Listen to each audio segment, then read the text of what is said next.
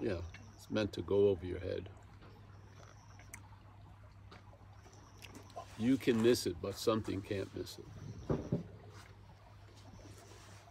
Yeah.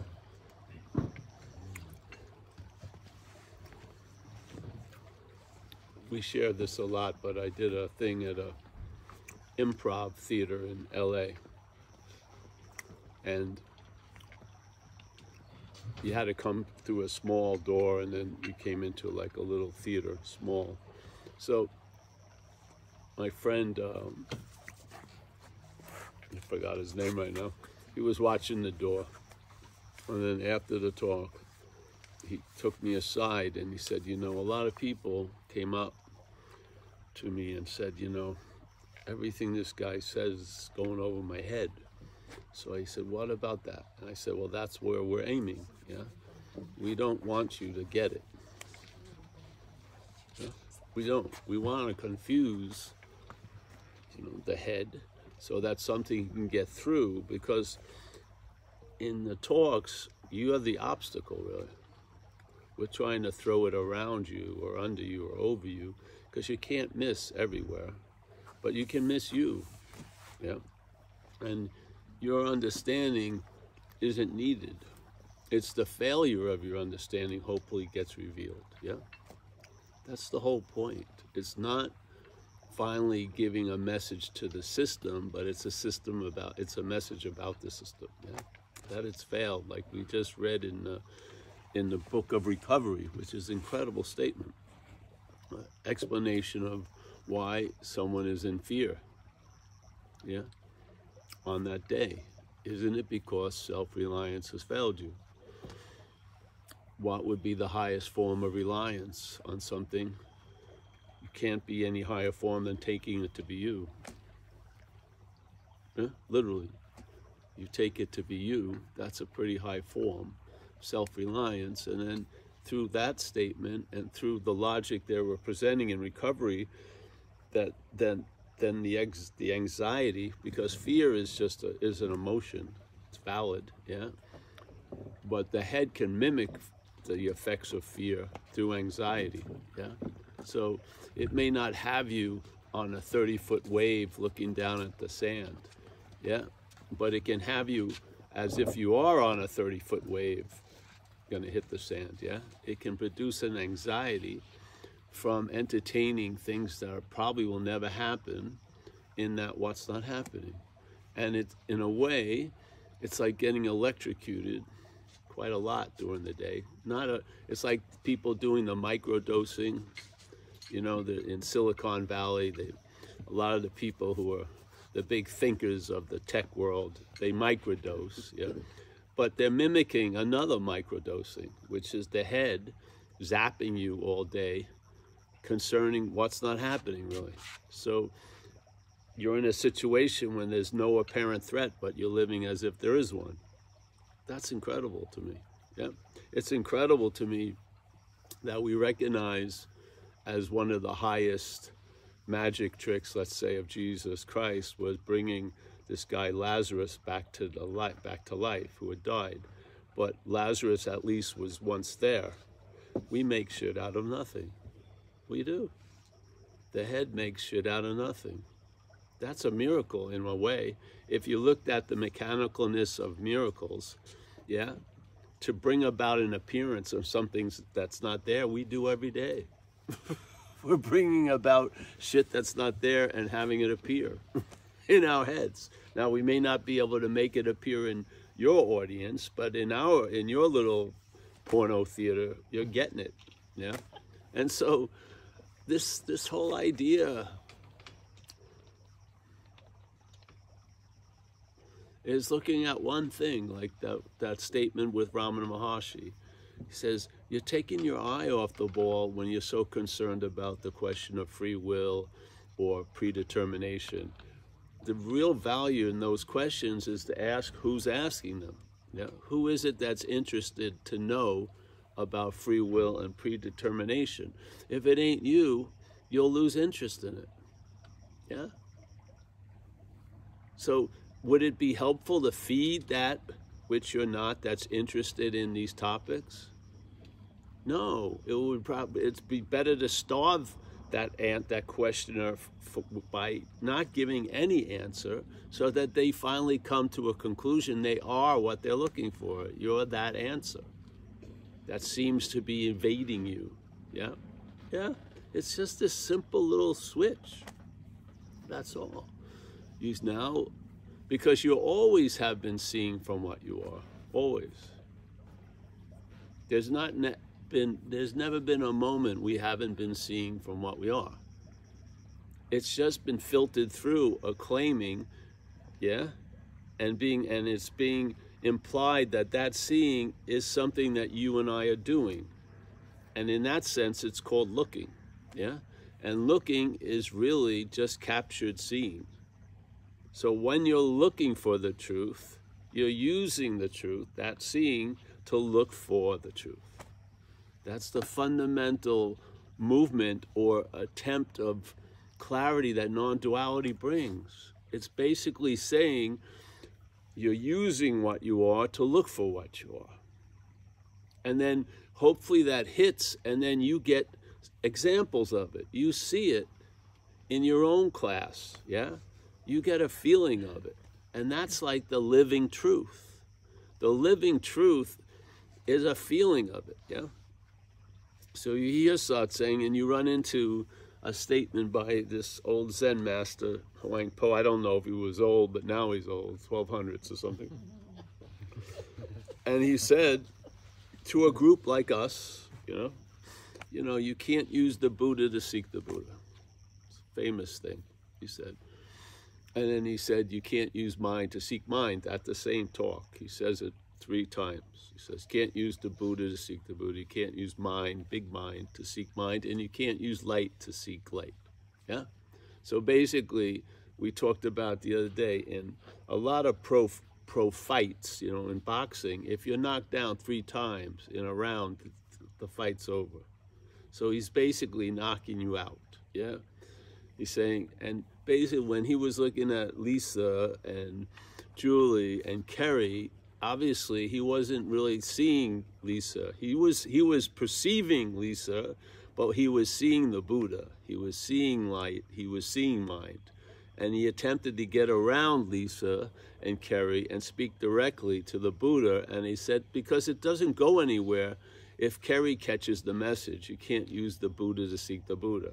It will go off on something of stopping practicing Buddhism for things that are helping the person right now. You'll no, I can't do any of that. You're missing the whole point. It's the Buddha. It's not Buddhism. Yeah, is you can't use the Buddha to seek the Buddha, because obviously he's basically proclaiming that that's what we've been doing. Yeah, he's trying to bring it into light by stating it, but it's an assumption that that's obviously what's going on, is that the Buddha, yeah, is using itself to find itself. Yeah. Light is using itself to find itself. Mind, big M, is using itself to find itself. Wear it, just see what happens. Yeah? You don't have to agree or disagree. It's sort of like a spiritual shoe store. You're just putting out some shoes. You can walk around, put some on, and if they fit, you wear them. Really. And then see where they take you. It would be, you can't tell people what it's going to be like, because it's probably never going to be like any way it goes. It can do whatever it wants, yeah? You may get more quiet. You may move to a cave. Or you may do something else, or you may forget this and, manage a bowling alley. I don't know. You'll find out what's going to happen. Seriously, you are. And to say, oh, this is what's going to happen, you're gonna grasp that with the conceiving mechanism, and it's just going to add more weight on the journey. Yeah, yeah. It's just best to bring it to the door, and not describe the party. Just bring it to the door, and then you open up and find out, yeah? Because I don't know how it's going to go. In my case, when I heard this, these things, certain things stopped. I knew I was never going to ask another question in a tent in Tiruvannamalai, 1 January, I guess 2001 or something. I just knew I was never going to ask another question because I saw the futility of it. Now, questions have value. They do, yeah? But at that point for this, yeah, it was necessary to see it as having no value because I got a big whiff of futility, but the futility, that's quite relieving, yeah? That I was put off the hunt. You're not going to get it. And it drenched me, and I was convinced. And then a number of things happened. I listened to another person in Northern California. So he was saying something, and I felt, this is knowledge before knowledge, yeah? There's a knowledge of me trying to understand shit, and then there's knowledge before that. And it felt like that. And then it was a feeling like an unspoken yes, yeah? I had an agreement with what was being said, but deeper than nodding my head, it was somewhere else, but it was deeper and I could feel it, yeah? And then there was a certain point,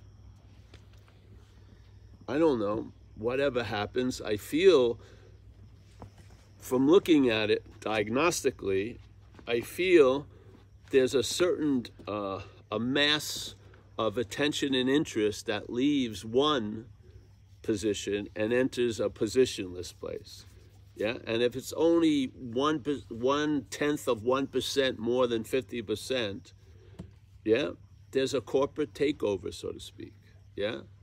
The other shareholders are, you know, bought out in a way, yeah? And then that was seemingly difficult to concentrate and stay on it and keep asking, who am I, becomes much more relaxed. And then there's an assurance that you are what you're looking for. It is, yeah? And so how can that express? I don't know. In my case, I stopped looking for it formally, yeah? I didn't use a formal way to look for it. I just lost all interest in it, yeah, completely. And I haven't done anything in that world and on that topic since. Yeah, I don't think I've read a book, one of those books. I've read passages, you know, just there was no intention. That's just how it went. Because, and I don't know how it will go for you, but you're on that journey and you're going to find out. And who would want to ruin the surprise by trying to tell you and explain how it's going to be? Yeah, you'll find out in your own little manner, which is going to be much more intimate. Yeah, because if you think it's going to have, if someone shares, then you're going to try to look for it that way, and you may miss the expression of it because it's not fitting the expression that other person had. But there's no right or wrong in it. There's no the way in no way. There isn't. It just can do whatever it wants. Yeah. So everyone always asks me things about, and it's like, there's no rote answer, you know, rote. It's not something that, this is how it goes, this is how it goes. It doesn't, I don't know how it's going to go. There's lightning out way back over there. Or something. Or something. It was the flash of illumination, I hope. You all missed it, you see, because you've been facing the wrong way. I'm facing the right way.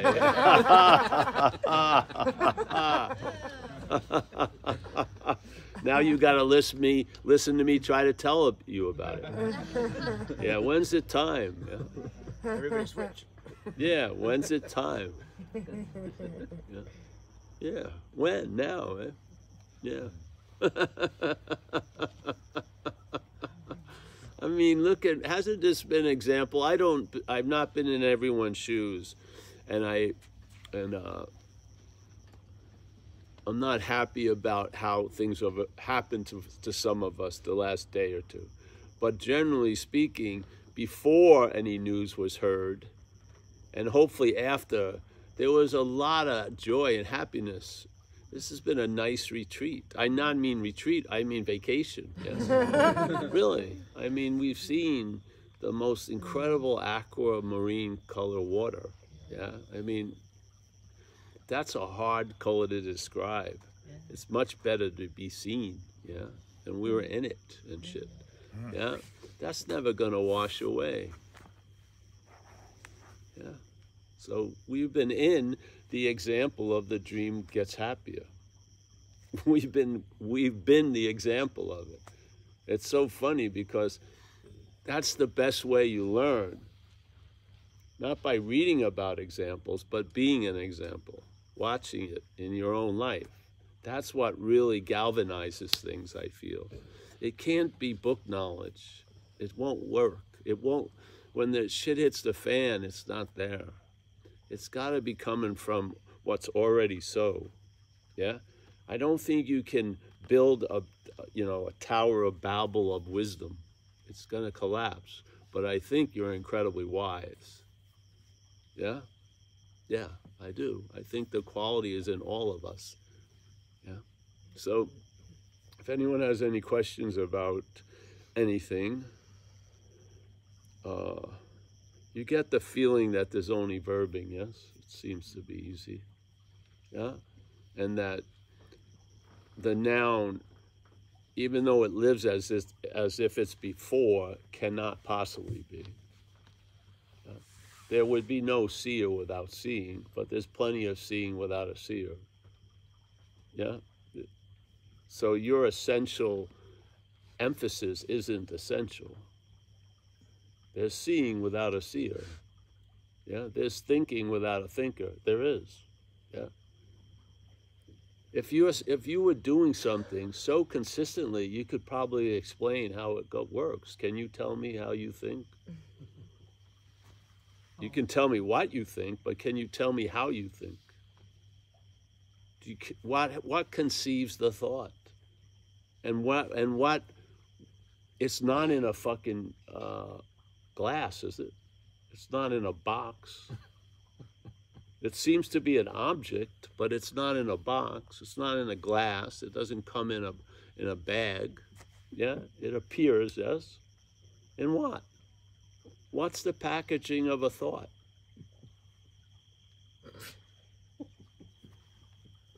UPS What? delivery. Yeah, DHS. Yeah, whatever. Yeah, yes. And then we sign it. We sign the delivery.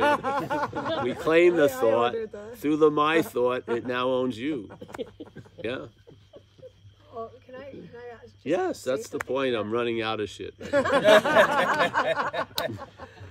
So I've been hoping. Yes. Good.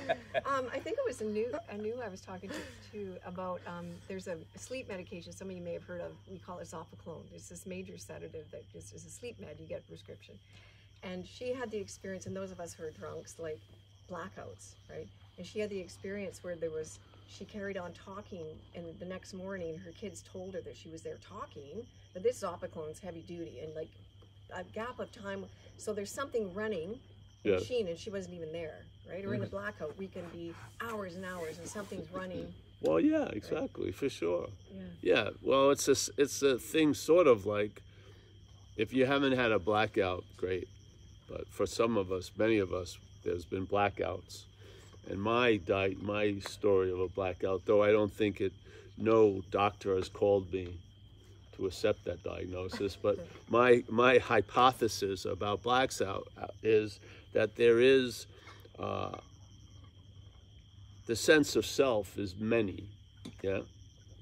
Yes? And when one is activated or is activated, the story is there is only one. It's the history of the programming, yeah? Because if there were two selves, there would be no self, yeah, obviously. Because the idea of self is you're a singular, long-lasting, independent thing. And if there was a couple of appearances of the same thing, it would sort of negate that it was a single, long-lasting, independent thing, yes? So you're out there and you drink too much or whatever, and there's a point where there seems to be a stop of recognition, yeah? And then we don't know what happens. But when that old station comes back on, there's like a 14-hour gap, and it has to have a cover story. I mean, what the fuck happened? So he said it was a blackout, like it blacked out. Yet, you were quite efficient doing whatever you were doing. People were buying plane tickets, getting married, all this shit. Everyone, your most intimate partner, didn't see there wasn't ball there. It was just a replacement. A replacement arose, and that replacement feels like the same as the other one, that it's been the only self. Yes, this is all programming, obviously. If the thing that's programmed hits its head hard enough, the thing gets shot, you know. And so the substitute comes up quickly because the other one's dismantled. And the other one, and they have the same programming. And so when the other one reboots, it has to completely deny that there was the other one. So he has a whole story about a blacking out and shit. But you didn't really black out, just another Paul took over. And actually, the other Paul was much more successful in living than the seemingly familiar, and it's not even original, but the historical Paul. Because I didn't get arrested in blackouts. I seemed to do quite well. Yeah. So I wish that became more of the historical Paul than the other one. But in fact, they're neither. But the story's the same. Yes? And a singularity, especially if it's not true, cannot brook the appearance of another, because its whole story is out of the water. Yes? Yes? Yeah, so that's my sense of a blackout, and you took a pill that did the same thing. Your kids did not know you weren't there because you were there. The head just covered its tracks. Yeah? But I was a lot nicer when I was under. Well, there you go. Yes, exactly. It's the same thing with the blackouts, yes. I made some really good decisions when I was in a blackout. I bought reliable cars. But the point is, it seems seamless, but you gotta whack. Like today when we were going over the waves, you would hit it and then it would be a slap. Let's say you had a sufficient enough slap, the system goes off for a second, it has a substitute like that. Yeah? And it's just like that movie Moon. Check it out. It's like an illumination of that. And basically, if you confront that thing, it hears what you're saying as the thing. See, when the clone is revealed as a clone, when it gets revealed to that it's a clone, it's received by the human programming. So now the clone reacts as if it was a human to the news, which is totally flipped out because the human is so special and great and shit. But basically, it probably would have been pretty cool to be a clone. Yeah, for many of us, yes? So this is the whole point about the messaging. The head that's projecting this idea of self is going to project that it's the hearer of the message. And in that movement, it neuters the message because it doesn't want to hear about it, because it's a threat. It's just that simple. It doesn't mind, you know, signing up for a lifelong life of spiritual growth because it's not threatening there. It's going to be a self all along. Yeah. So the idea of wanting to know God, the knower of God, the knowing, the one that wants to know God is going to be the dominant event. God isn't. You're going to be the wanting to know God person for a long time. Yes? So again, it's all about you. It's always all about you from that point of view. So this is the same thing. You can't get the message because in this case, let's say the cloning program hears the message that it's not the cloning thing. To it, it's super bummed out. So it wants to fight that message. It doesn't want to be a whatever, anything else, or be a clone. But in a way, when you get the message, it's hallelujah. It's like the skin in the snake. It's the same event, but how you hear it makes all the difference in the world. That's why we keep sharing this in this way, because you're not going to get it.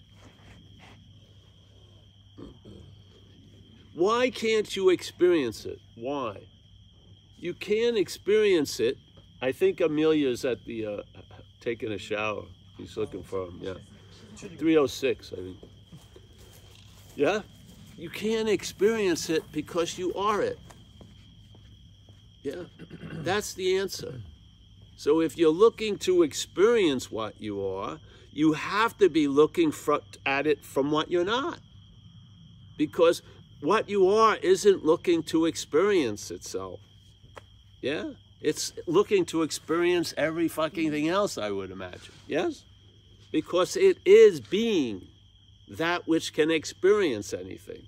But it can't be experienced because it's not a thing. It's not an object. It's not something that you can grok. You can get, you can feel, you can taste. It's nothing. It's like this. Yeah? So we're like professing a huge bummer with a huge hallelujah chorus, really. Yeah, this is a complete bummer and then hallelujah. Because hopefully that fucking drive to keep seeking will be deflated.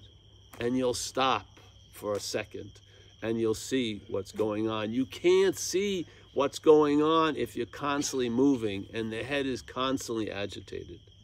Constantly agitated. Yeah? So, yes, she took a drug, the drug whacked something, that something just replaced it with a temporary self that said it was the long-lasting historical self. They all have the same program. If they last 10 minutes, 10 hours, they think they've been there the whole time. It's just a program thing, yeah? All right, I only went into a fugue for 15 minutes. It only had 15 minutes. But when it was having the 15 minutes, they thought it was always been there. It was always going to be there. It was it. Yes, it's this, tons of models with the same programming. Yeah? Oh, but I feel like it's true. Of course you do. You think this is a fucking cheap production? You're in it. You're the director. You're the fucking cinematography for. I mean, it's high level shit. Yeah? And when the star actor falls, there's another one to replace it. Like that. And the show keeps going on.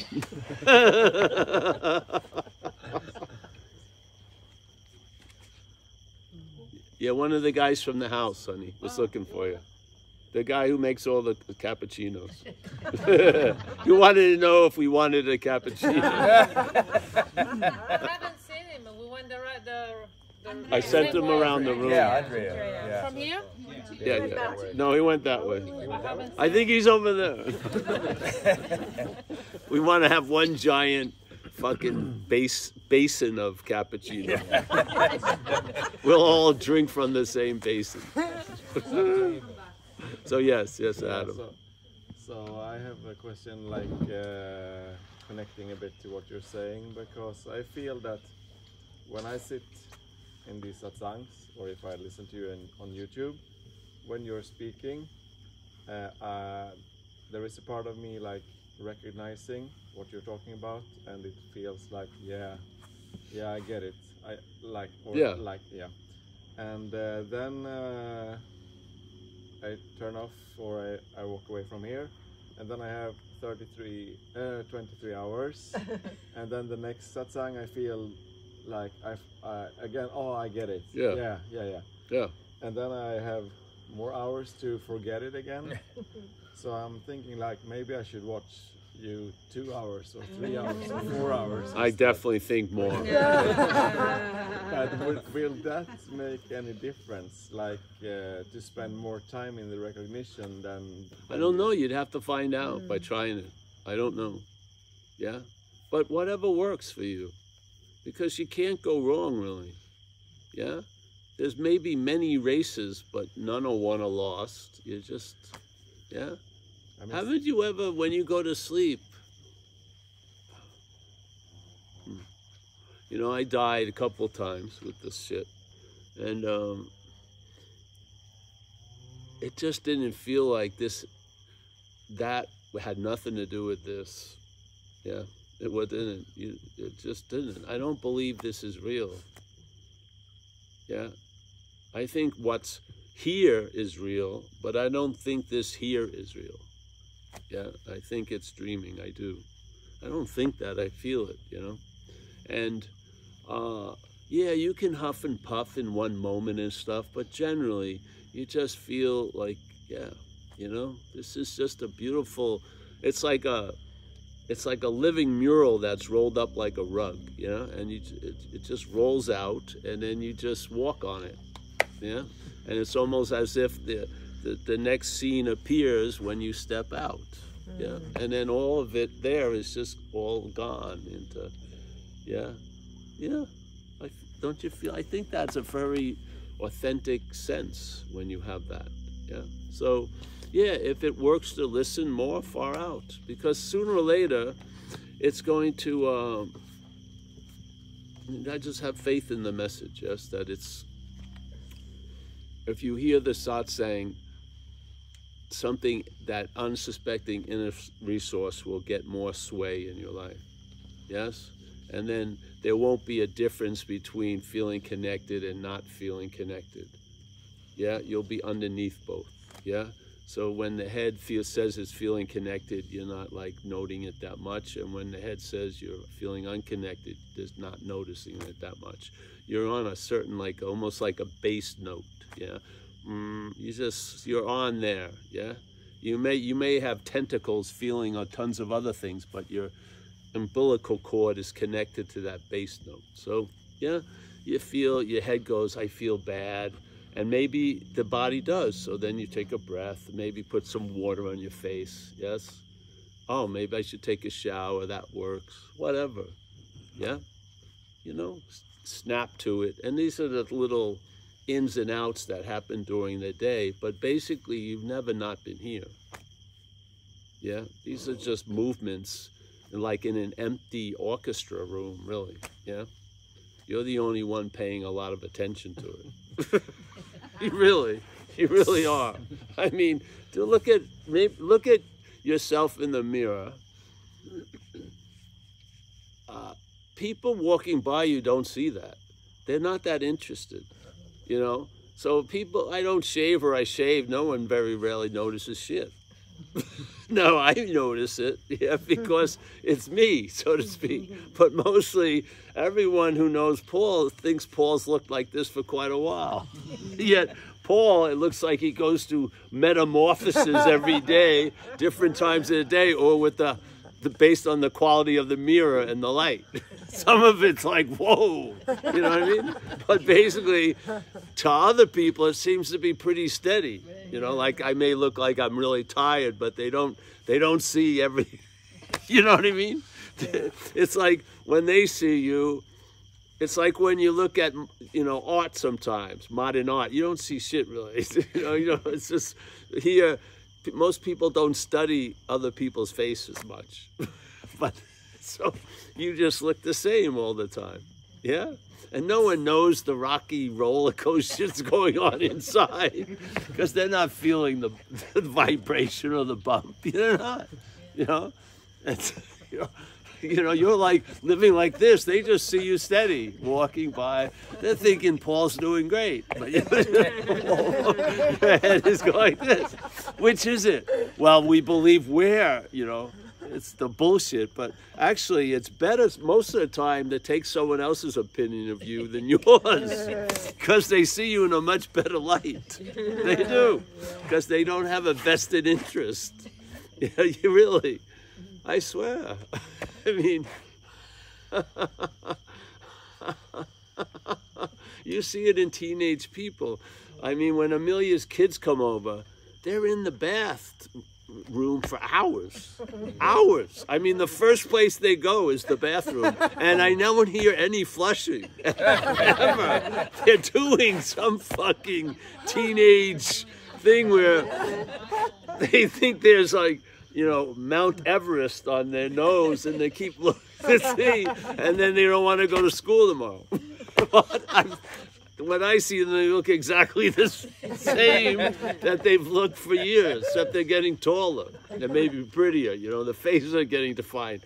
Yeah, but you, I mean, fucking, You're going over everything. And it's even worse than the mental landscape. You've got, like, you know, the eye of Sauron going across the field, the mental fields. Where's the ring? The ring, the ring. It's just, people are, you know. If you reported to people truly how it was all day, it would be like an 800-page report. You know what I mean? Yeah. To you, you only want 2 paragraphs from them, okay? But you, it's like that machine that just keeps putting out information. No one is reading it other than you. No one really cares that much, you know? Yeah, really. I mean, you would feel much better if you saw yourself as others, most cases, really. Because they don't have the microscope that you're under all day. Yeah.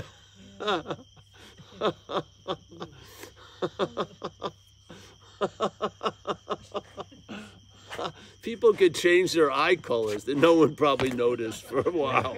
You know, it's such a drag because a lot of people actually think other people are keeping up with them as much as they are. And so you come in looking, you got a haircut or something. No one says shit for weeks. You know? No one's keeping the pulse of Paul Hedderman. I want a news flash. I mean, no. This is a nicer way to travel. You know, us. That's why the beauty of the message is totally based on the loss of interest is based on seeing things as not you. Yeah. That's the key.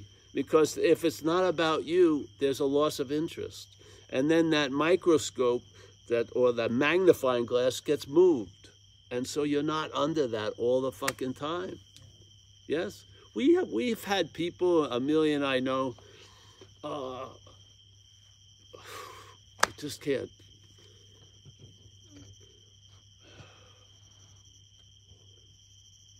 They live in like a world of surveillance and drones. There it went again. Of their own war. You know what I mean? They're constantly feeling like they're going to get bombed and shit. It's just amazing. There's no relief, and they have such a comfortable life, but they can't enjoy any comfort because their head is constantly helicopters. No one else sees it. It's just in their own private Idaho. Yeah. That's what, you know, St. Francis, where this comes from, said it's in self-forgetting that you're reborn. Yeah. I would say it's in forgetting self. Yeah. Self-forgetting is a way of remembering self.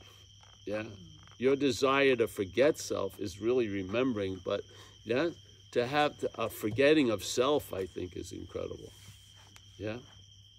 And then you realize you're unborn. It's not like you're reborn, but you're unborn. You just get a vague sense you're not of this place.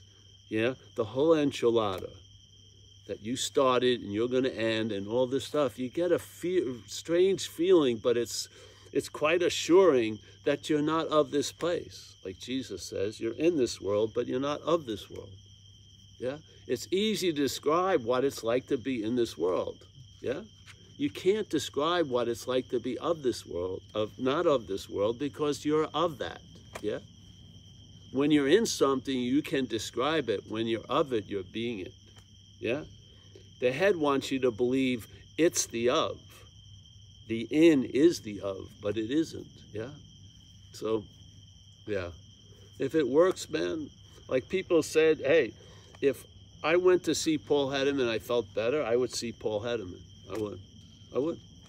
I can't, obviously. But, you know what I mean? If something was working for me, I would be doing it. Yes? Yeah.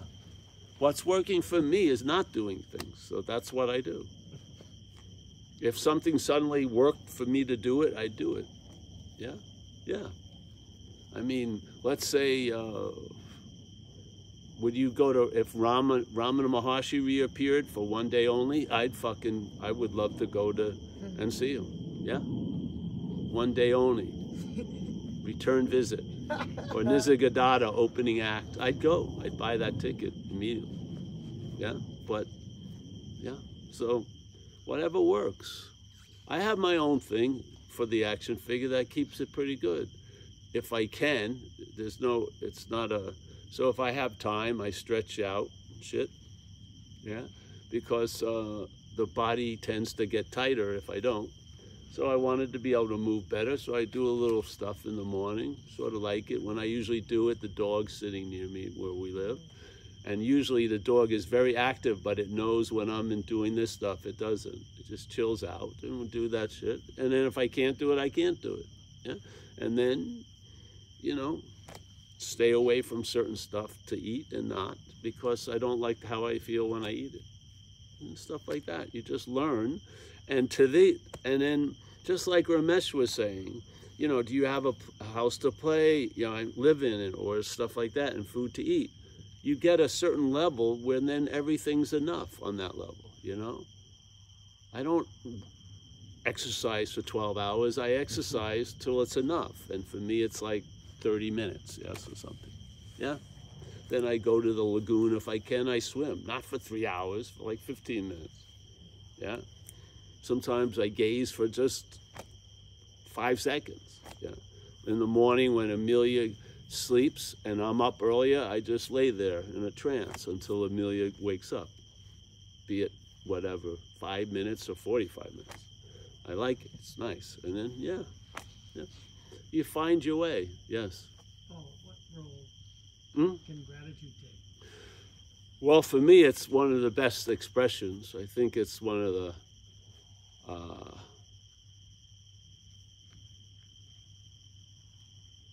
nicer qualities of the action figure. I like that posture for an action figure, gratitude. Yeah. So gratitude plays a huge role in this life because I have, you know, I remember in a visceral way what it was like the day I got struck sober, yeah?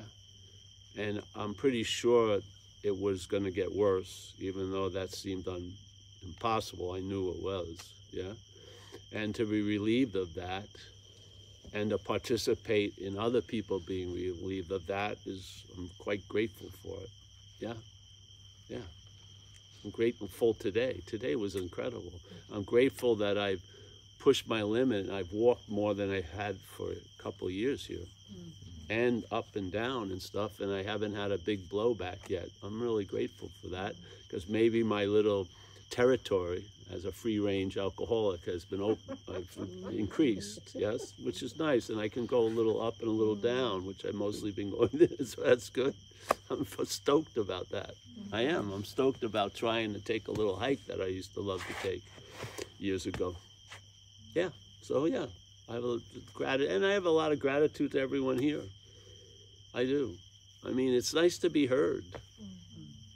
Yeah, yeah. This message can be misunderstood quite a lot, mostly when there's the emphasis on the messenger. That sort of disappoints me when the whole point is missed. It's not about me. It's about a message. The message is the prominent point. The messenger is something that's being used, yeah? Yeah. So it's nice, very nice to have this event. And I wouldn't have come up with it. Amelia did. So a lot of times, but I'm open to it, which is a good quality. You know, I'm open to, I've never been on a tour bus, nor did I ever want to. But I was open to getting on the tour bus. Wasn't so bad. Yeah, so things like that. Yeah, to have an open mind about stuff, not be so sure about shit you don't know anything about. Find out. Yeah, so gratitude is, yeah, I think it's just a natural response. Yeah, and yeah, yep. I have a lot of gratitude to Amelia. Amelia has done, she's done wonders in a lot of ways for the action figure. She helps me stay here, which is important, you know, while you're here. And yeah, puts me in my place. And today I felt a lot of love with her laying in the heavy waves of the boat on the front, you know. Yeah, so I have a lot of gratitude to that, and I have a lot of gratitude to health. You know, it's nice to be somewhat healthy. You know, I don't mean healthy about coming that stuff. I mean, a lot of the health for me was mostly physical capability. Yeah, and it's in a good form right now, which is awesome, because sometimes it's not in a good form. Yeah, so yeah, I'm grateful to meet you. Yeah, I am, and I'm happy that you stuck with it and you stayed open. And don't worry, it's not gonna fuck with you too much. It isn't. Yeah, you'll be able to do whatever you like to do. This isn't sacrifice or martyrdom, you know. But there may be a period where it's uncomfortable because the interest is going to move, maybe.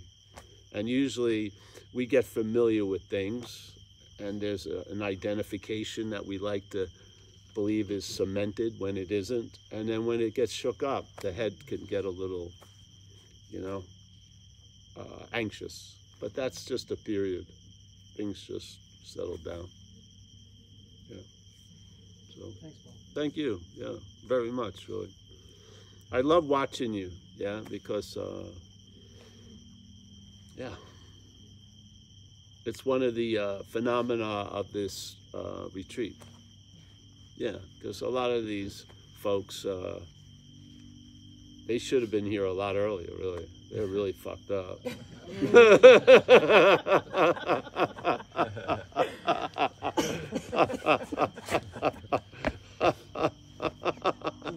They mustn't have gotten the message earlier. So, yeah, I'm happy to meet you, bro. Yeah, it's great. Anyone else? Yeah.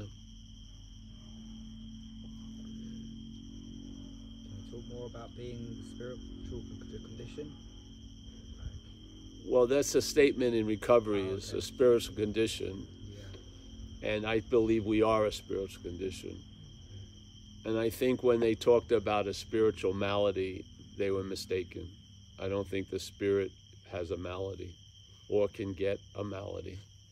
I think they were talking about other aspects of the mental condition.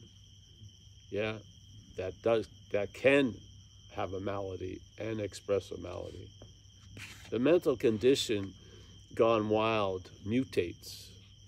It can get very weird, yes? Yeah. And it's not a very efficient system. Like when you were young, something may have scared you. Coming through one window, the head solution is to close all windows.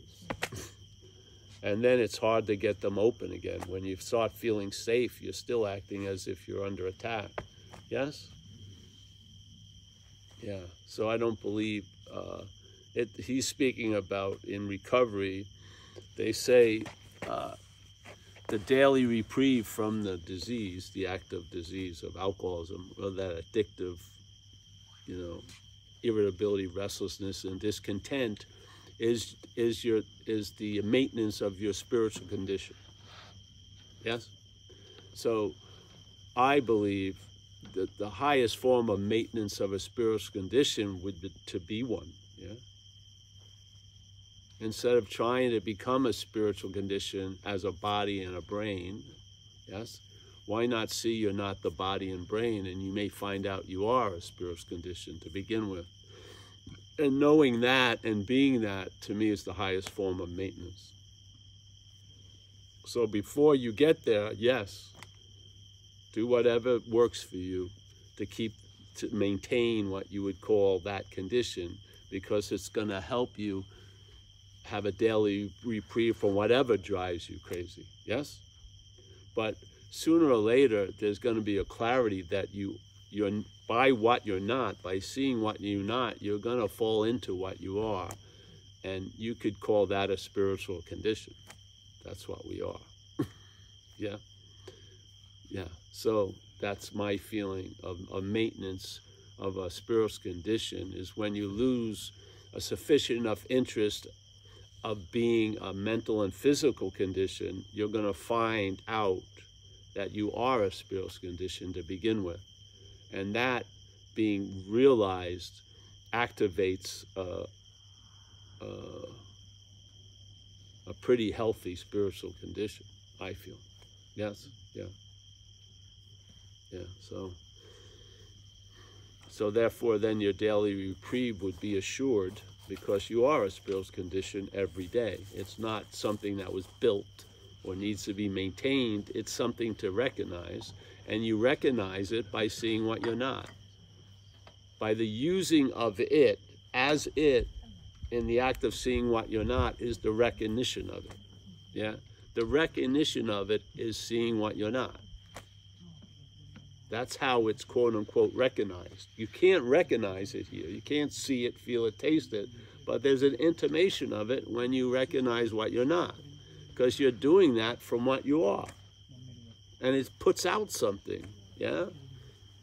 I can't put it, you can't do this, you can't, draw it. There's a sense of it, yeah? This is how it worked with me. I got more of a sense of what I am by seeing what I'm not. I had more conceptual ideas trying to see what I was from what I'm not. What I got when I tried to see what I was more conceptual ideas. Yeah? Yeah. When I saw what I wasn't, I got an intimacy or a feeling of something. And all I know is it's not what I've just seen. It's not what's been described as selfing. I don't need to describe it, because I definitely believe we're it already. Yes? Yeah. Wouldn't you have been happier sometimes during a day if you didn't see your reflection in a mirror and you were reminded of that person? Yeah. Yet watch the head when it starts developing. It walks by stores to see its own reflection. And all the stores have they're like mirrors to see your reflection as a thing. So you're walking all day seeing your reflection as a thing, because it has to reinforce this idea, because it has no legs to stand on. It's got to constantly be propped up by obsessing about it in the head, by perceiving things all day, by looking at yourself, which isn't you to begin with. This thing needs constant maintenance. You're talking about the maintaining of a spiritual condition. Mostly we're under the duress of a maintenance of a mental physical condition. Way too much maintenance of that. The head and everything else is being used to maintain the physical mental condition all day. Yeah. So really, the shifting of a little that to the spiritual maintenance, even though is better than nothing. And hopefully you realize being a maintenance doesn't demand maintenance. Yeah. When the engine's running smoothly, it's meant to be driven. It's not meant to be maintained. It's meant to be. It's in the apex of maintenance. It's like firing on all cylinders. That's the last moment you bring it into a garage. That's when you enjoy it and drive. Yeah, we're maintaining a physical and mental condition at the expense of the spiritual condition. And then we look from the physical, mental, and therefore we see we have to have or maintain a spiritual condition, because it's just as fleeting as the physical and mental condition, and it ain't. It's a whole different fucking beast, yeah? It doesn't begin or end. It doesn't erode. The muscles don't get flabby, yeah? It doesn't lose its eyesight. It doesn't have trouble hearing. It is. That's it. Yeah, that thing is the last thing that needs to be maintained. It's maintaining everything else. It's maintaining all this activity of dreaming. That's the last thing that needs to be maintained. It needs to be expressed, really. Yes, and maybe recognized. Yes, I think that's nice. Yeah. So, yeah. So AA were just like us. They got whacked, and to me the big book is a download.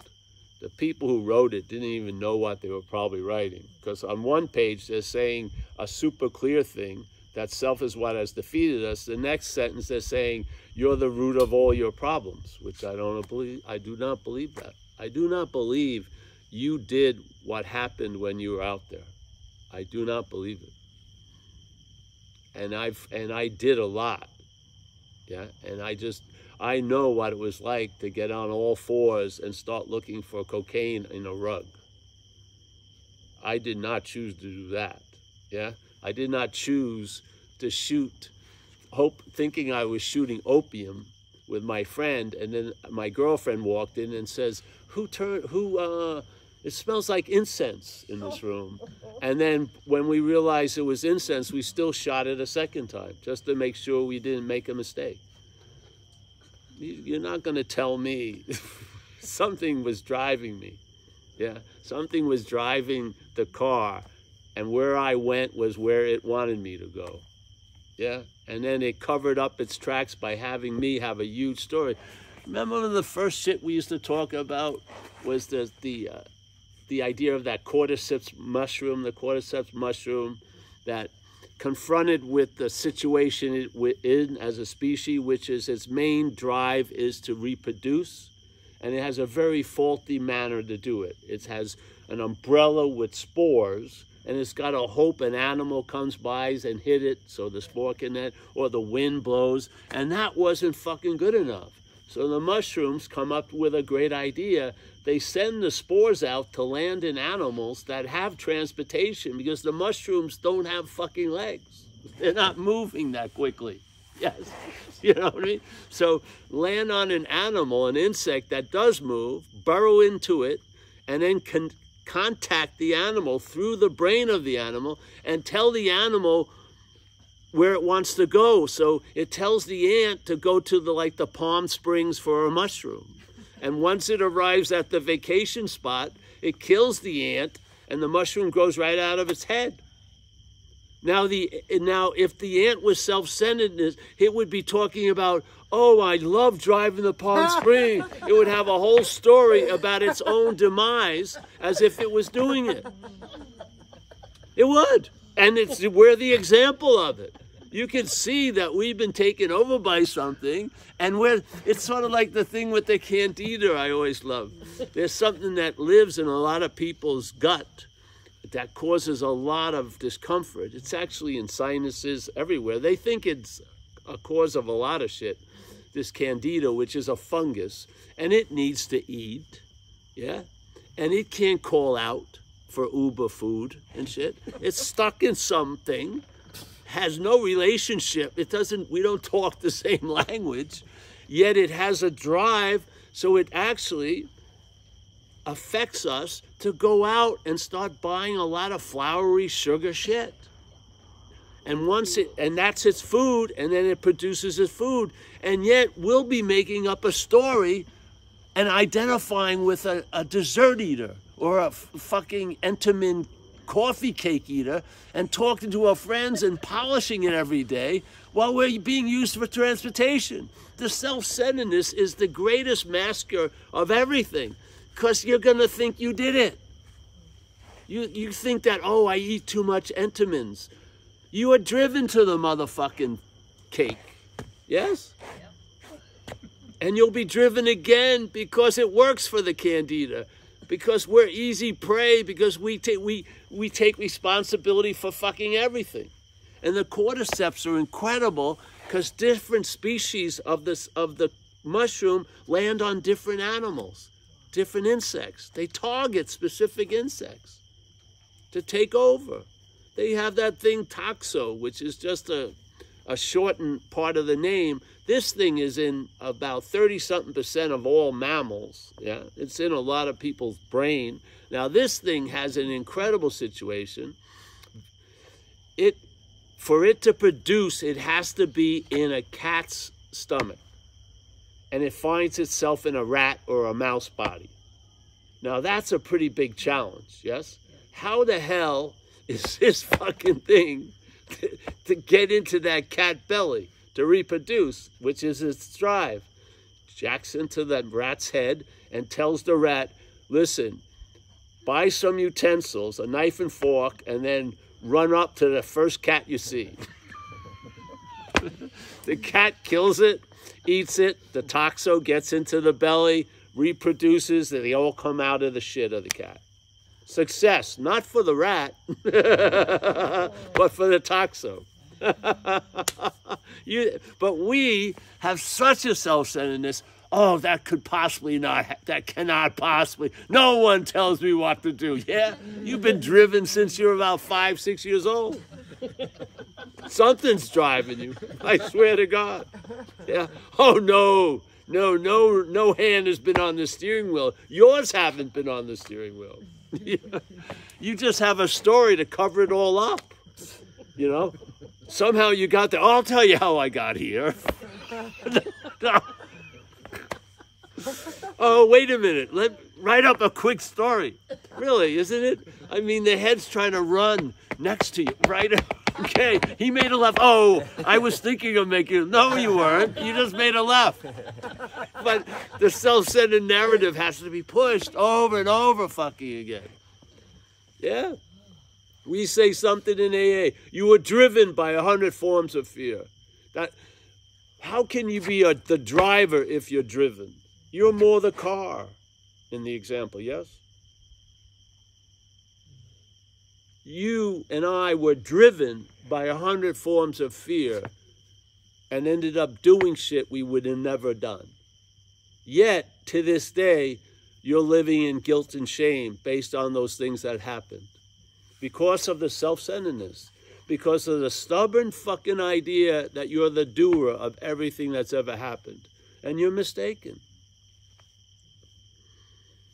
Yeah. People could get hypnotized and they could go fucking have sex with a chicken, you know, in front of an audience, and then they come to. No fucking way, yes. Probably someone could hypnotize you and have you do something that you would never thought of done. Yeah? Now, when you were out, you wouldn't get the guilt or shame, but most of the time we think we're awake when we're hypnotized, doing shit, and then it's unbelievable. And especially the old stuff, when you've had such a change in a life of active addiction and recovery, it would seem like you could leave everything behind, but you don't. You take the guilt and shame with you based on this stubborn idea that you were the doer of all that shit. When is that going to be free from? Really, when? You can't free yourself as the doer, as a doer. It doesn't work. We tried it. Oh, I'm going to do good from now on to equalize the bad. That's duality.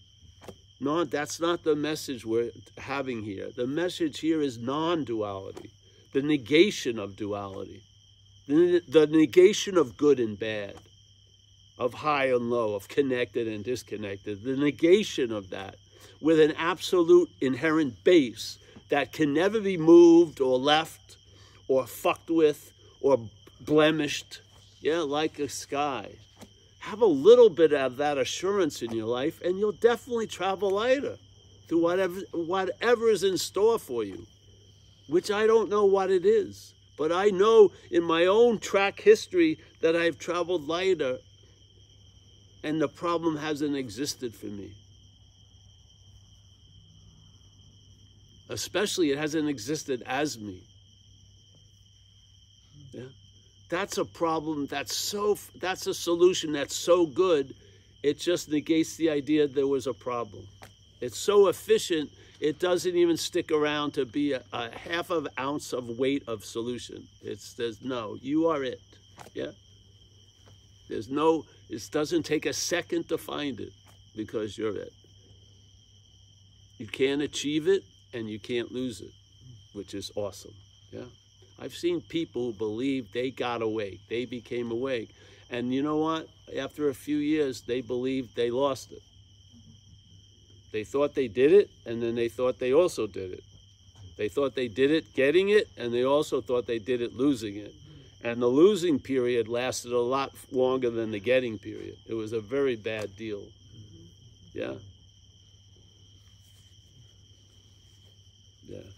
The only thing that allows me to come here, on some level, I know very clearly I'm not it. I'm not giving this talk. Yeah. Now the head doesn't. There's no drive to convince it otherwise. I just see it as not me. It hasn't changed much at all. It just doesn't have the voice it used to have. But it hasn't changed its stripes. It's still a snake in a way. Yeah? So, yep. Anyone else on this? No? I was ready to sleep. Now I'm jacked up. I've seen the light going on over there. It's pretty cool. So, yeah. Adam, everyone? It's working a little, eh? This hasn't been a bad event. I mean, yes. It's just, this is going to be one to remember, really. Usually things go by, but this is something else. I mean, the water is just so, that color is just intoxicating, yes? I've never been in a group like this. Like, we've done group stuff, you know. There's something about the group here. There's a big power in this group. There's something. Yeah, it's us. It's just like it says in AA. In a tradition, it says, a loving power is going to express itself through the group conscious. Yeah? And I'm a believer of that. Yeah? This is an opportunity for something bigger to express itself through us. Fantastic. Produces a nice little bouquet. We used to say in AA that, you know, everyone in the room's an asshole, but when you put it together, it puts out a sweet bouquet. Yeah, but the individuals are all assholes, but as a group, we put out a sweet bouquet. Yes, it's pretty good, eh? Yeah. All right, well, that's it, eh? Or you want anyone more questions? We only have 2 more. Not like I'm counting, but only 2 more talks. Yeah, we did recovery, yes, today, and then we did a little bit of the course, which is all of the course for me. And yes, so all right, let's go, hon. Yeah, gonna go somewhere. All right, thank you. Yes, thanks for today, David. Let's hope you feel better, everyone. Let's hope everything is fine. And tomorrow we're gonna go to Gallipoli, I think. Oh yeah? Gallipoli, across the way. Pretty far, I think on the other side. Yeah. So, hey honey, never mind. We all know when to get